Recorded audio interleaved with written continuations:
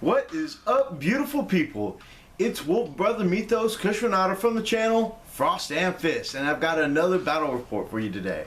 Now, I know you guys are probably thinking, Mythos, we just saw you fight the Imperial Guard twice already, back to back at that. But I've got one more for you, because what happened is that at our local shop, our Loremaster Shroud set up a narrative campaign over at the shop, and my first opponent happened to be Atlas, who you guys recently saw me battle in my first Imperial Guard battle report a couple weeks ago. But it's alright, because we decided to change it up.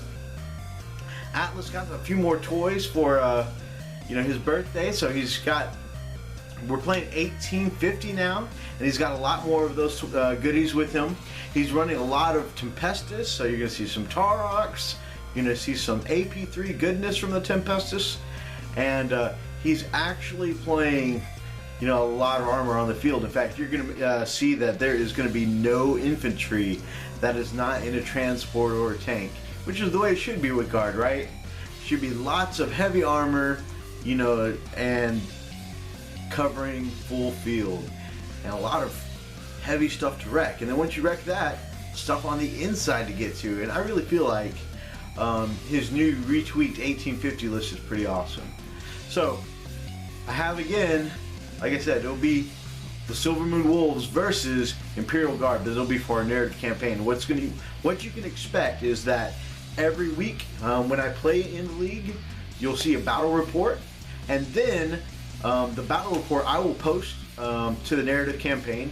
We've got a little closed group on Facebook where those of us playing we have to post up our results every week. And of course, to get the full amount of points, you have to take either 30 plus pictures or do a battle report, which is what I'm doing now. I'll link this to them. Loremaster Shroud will update the narrative campaign, and then I will bring the weekly updates in the story to you guys and let you guys know what's going on in the story. So every week you'll be able to see the battle report and then the story later in the week.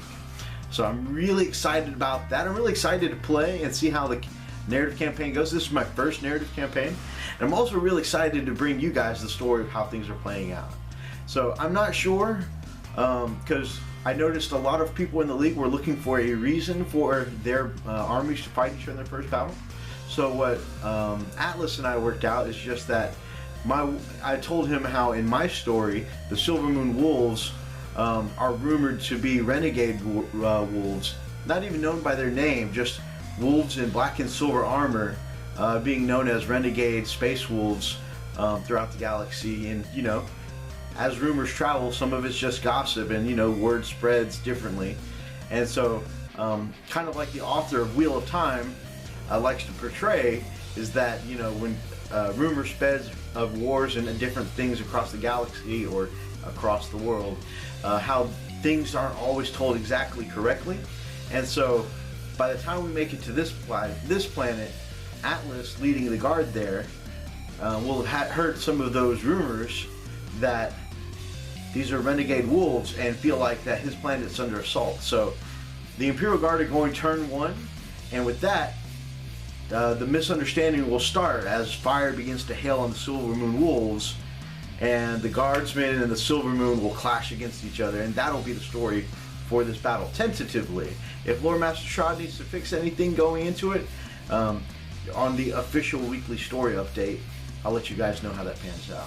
So let's go take a look at the battle report. We're going to start by reviewing what all of us are bringing. Like I told you, Atlas is bringing a lot more armor, and I myself changed my list up from the competitive style list I was doing with or semi-competitive, with the Land Raider and the Wolfen in it, the Dakapred up top laying down infantry power. I changed up my list just that way there would be something different, so that way you guys seeing the same Silver Moon versus Imperial Guardian would definitely look different. And also I had just done my top 5 units that I like and wanted to bring some of that goodness there too. So I brought back my Logan Grimnar. I did something different and putting my Wolfen in a drop pod just to see what that looks like, dropping them back in on the back lines. So you'll see some differences in the Army, and we'll take a look at what the armies look like right now.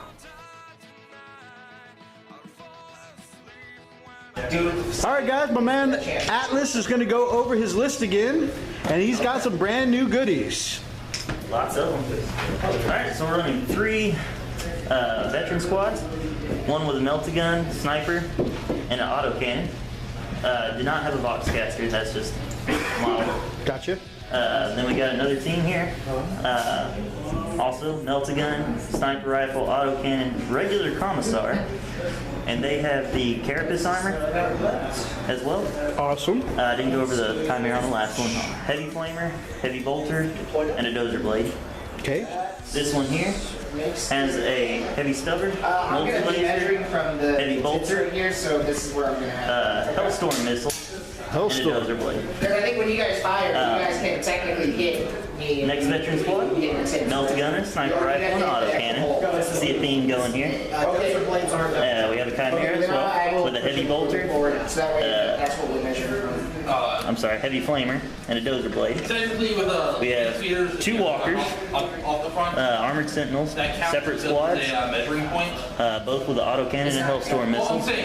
They did some work last time. That's right. Hopefully they can keep doing it. And then we got a Tempestus. For the assault cannon at the bottom. Tempestus lead squad. Okay. That's the Scions. I can't remember what the lead team's called. But is that what you? But with a Tempestor Prime. No, you don't with 2. I have to measure from it though. So sorry, this is all hot shot volley guns. Okay. And one with a medipack, one with a box caster, and 2 regular volley guns. Then we have a Tempestor Prime with a Gatling gun. I can't remember what the actual term for it is. The heavy stubber, autocannon, and a hellstorm missile.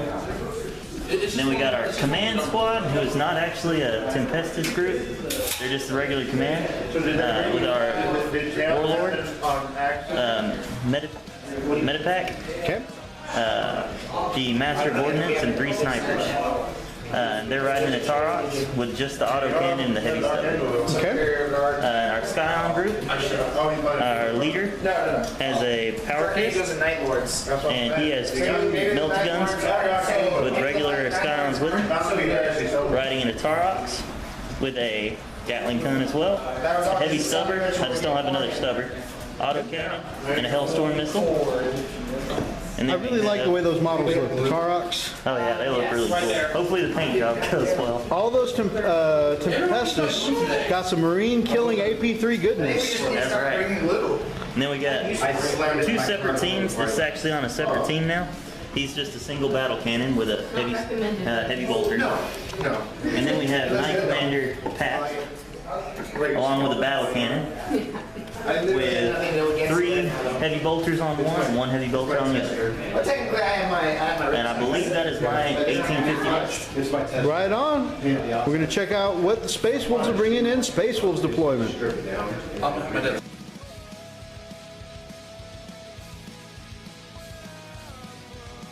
Go for it. All right, beautiful people. Here goes my forces for the night. One, come on around. Yes, but So I'm taking Logan Grimnar in Storm Rider. I am taking, and he's just going to be a Lord of War. He will not be my warlord choice for the night. I'm taking an Iron Priest on Thunderwolf. Nick's Iron Priest will be my warlord for the night. He'll have 4 Cyber Wolves. I have 4 Thunderwolf Cavalry. The pack leader having the Power Fist and Wolf Claw. Then I'll have all Storm Shields, Sword, Axe, and Lance. I'll have, I'm sorry, the Iron Priest will not be the warlord. Bran Redmaw will be my warlord for the night. Okay. Bran will be outflanking with 7 Blood Claws and 1 Blood Claw Flamer. Don't judge his life choices, okay? Let him live the way he wants to live. Anyways. 1 Land Speeder with double heavy bolter. My Dreadnought, who has been dubbed Ogren Iron Fist. 5 Wolfen in a drop pod.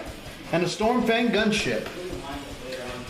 Now, running a pretty fluffy list of a lot of elite units, and I'm trying some new things, running my flyer, dropping in my wolfing behind enemy lines, and bringing out the Storm Rider. So I'm trying some new things that I haven't done in a while, and some things I have never done at all. So we'll see how well this works out for me.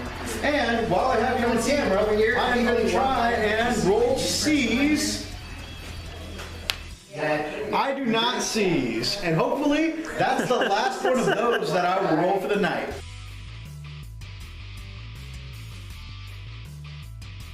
Ooh, that's about as direct as it gets. All right, guys, taking a look at the board. Of course, I always seem to roll hammer and anvil, chasing the long way. That's all right, though. Trying something new today. So, Speeder is back here because there's so much armor on the other side. There's really nothing the Speeder can take down right now. Dreadnought kind of hiding around the corner. Behind this piece of terrain, got some wolf, my cavalry hiding out. Logan Grimnar at the front of the line. And that is it for my side. Let's take a walk down and see all the armor of the Imperial Guard. Got the Tall Rock, the Chimera, got an armored Sentinel. Got a Tall Rock up top, that's the command squad. Command squad up top with camo netting, going for that 3-up cover shade. Another Chimera. Another Chimera. Battle tank. Battle cannon tank. Armored Sentinel. Another armored Sentinel. Another battle cannon. Then we've got in a unit the Knight Commander Pask and the battle cannon tank. And then another command squad, but Tempestus and a Tempestus and command squad in Tarok. Chimera on the end. Lots of armor. And they're going first. Imperial Guard, turn 1. Let's take a look at the board again. We do have some objectives scattered around. We're going to be playing tactical escalation. They are widespread all over the field. Some over here by the High King. Up above. Objective 1. we have 2 4s. We have 2 4s for some reason. Is up here. Right behind that Tarok. And 1 over in the ruins. So, let's see how we draw as we go into escalation turn 1 for the Imperial Guard.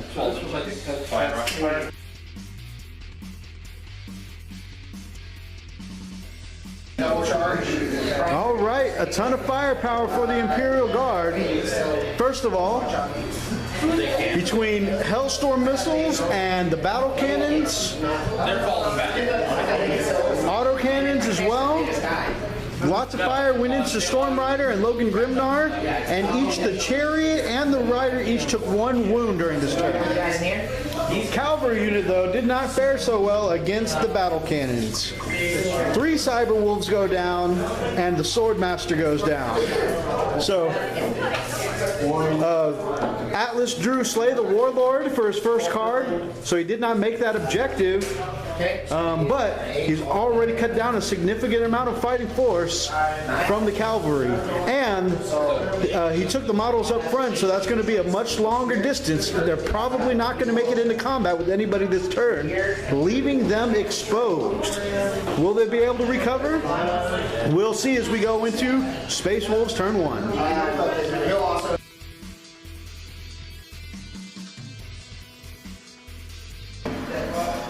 All right, end of Space Wolves turn 1. The Speeder came up to shoot at the Tall Rock, and it got absolutely nothing accomplished. Actually, that was the whole shooting. Twin Link on the Dreadnought here, and still missed the pass back there. That's because the last time I played him, he swung the last cannon like a fist to blow up the Baneblade, so it probably needs some calibration. The cavalry moved up and barely made it within 3 inches of objective number 4 up there. Logan Grimnar made 9 inches on an 8-inch charge to take out the Chicken Walker. And back here, the drop pod popped down into terrain back behind enemy lines to visit with the Imperial Guard. So, I've got I've got my Brand Red Maw hopefully coming in next turn. I've got the Flyer hopefully coming in next turn. And firepower is going to have to be split between the Wolfen back behind the lines, Logan Grimnar up front, and charging down the middle, the Thunderwolf Cavalry. Now, he's got plenty of firepower. Is it going to be really a big decision to split it up?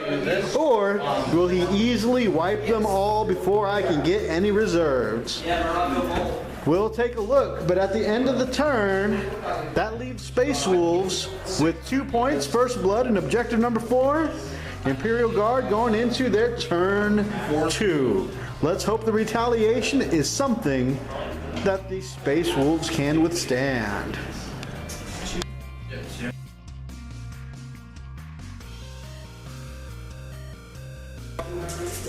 Oh my God, the Imperial Guard are rolling hot tonight. So first of all, we are down to 1 heavy bolter on the speeder here. Good. Okay. 2 attacks. Need 4s. Need 4. We look over at this massacre here. Everything but the Rune Priest, or the Iron Priest, is dead. His whole team just got massacred in front of him. Over here, Wolfen have died. Shield guy number 1. Claw guy. And shield guy number 2. All dead. Axe guy has 1 wound left. So, there is not much left on the field for Space Wolves. It really is important that I make these reserve rolls. So, kablam, don't let me down, alright? This is for my Flyer, 4 up. Boom, Flyer is in. This is for Brand Red Maw. Oh. Thankfully, I have been corrected. 3 up. Brand Red Maw does in fact come in. So 1 and 2 will be the left.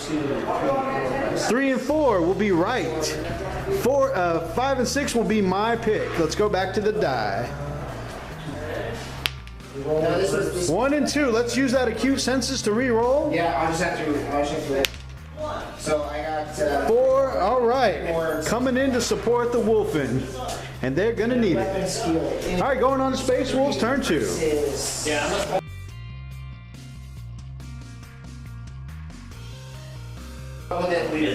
All right, Space Wolves, turn 2. The Dreadnought shot its mighty las cannon and failed to do anything. The Stormfang came on and missed or failed to wound with all of its weapons. I tell you, that's some hot dice rolling there. The Speeder flat out to claim objective number 4, which I drew again.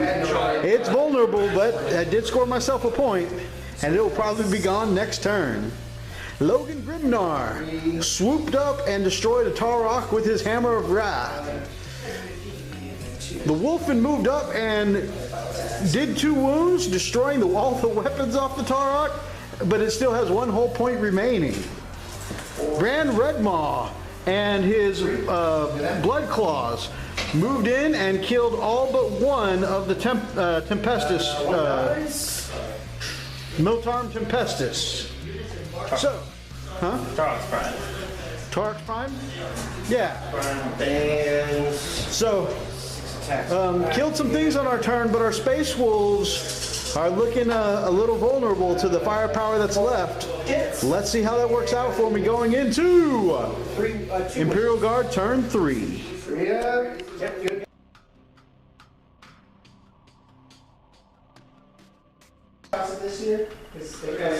All right, the end of Imperial Guard turn 3. The Rain of Fire continues.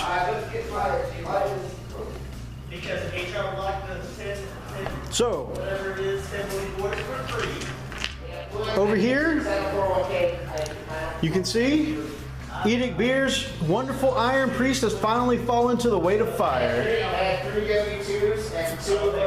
Pask and his 20 shots were all spent on this speeder over here. Surprised they're only getting through in one shot. Grand Redmaw's escort of Blood Claws drops down to just 2 Blood Claws as we go up top. Are we doing anything objectives or anything? Some shots were taken at the Wolfen up here. I've never done objectives, but I've got the... I'm sorry, they put their shots down into the Blood Claws. So still didn't manage to wipe them out. They do need a leadership check. Blood Claws, they're good. And that fell off the building. Oh, wonderful turn of events. The Tarok tried to escape the Wolfen and failed its dangerous terrain check. So its last hull point got stripped, falling off the building, and the leadership, the command squad had to get out. But they made for a really cool looking piece of terrain here.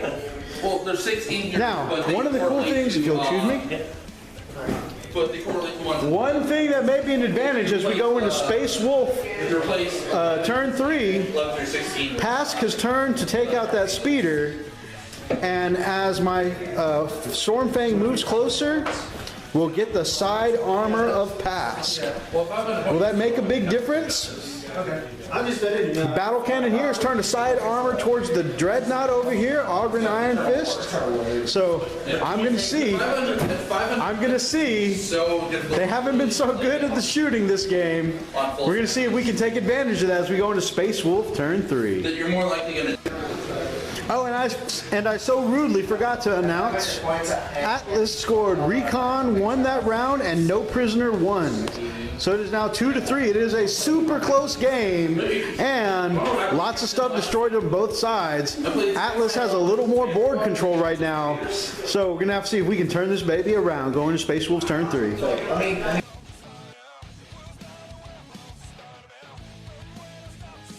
All right, going on to Space Wolves turn 3, or just finishing Space Wolves turn 3.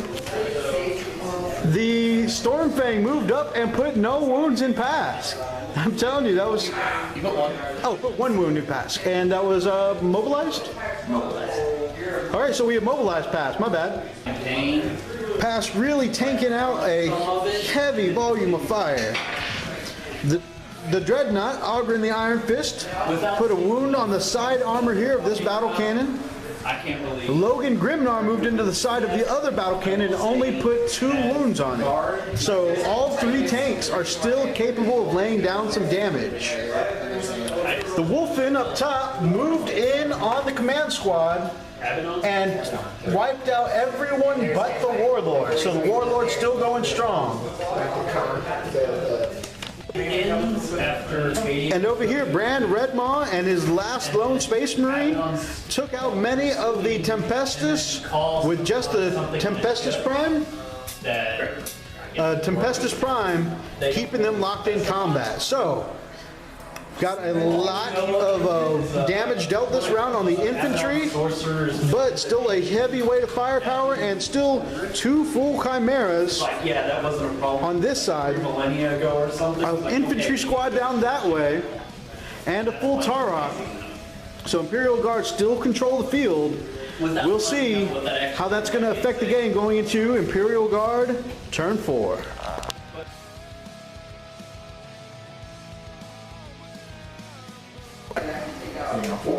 All right, end of Imperial Guard turn 4. 4, right? Turn 4. The Dreadnought went down to 1 hull point and it's stunned for a turn from the Torok. It's quite the shame because it just moved into friendly melee range of the freaking Dreadnought and then it got stunned.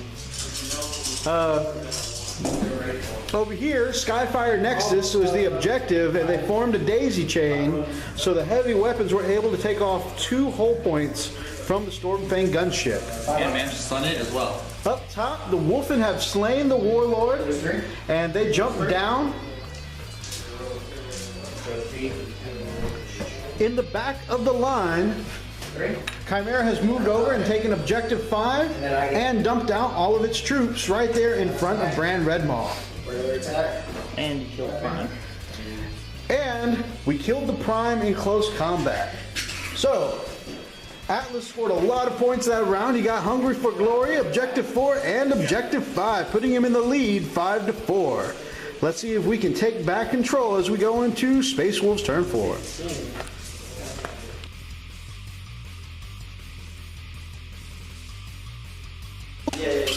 All right, still down in points, but Space Wolves starting to make a comeback. So, Last Cannon got a hit on the tank, but did no wounds from the Dreadnought. Here, Logan Grimnar / Mythos Kushranada, or Mythos Silvermoon, took out one battle cannon. Brand Red Maw lost his faithful Marine, but managed to wipe the whole squad on sweeping advance. The Wolfen came in and destroyed Pask. And the Stun Flyer moved forward the mandatory 18 inches. So, Imperial Guard is still ahead in points. Let's see how that works out going into Imperial Guard turn 5.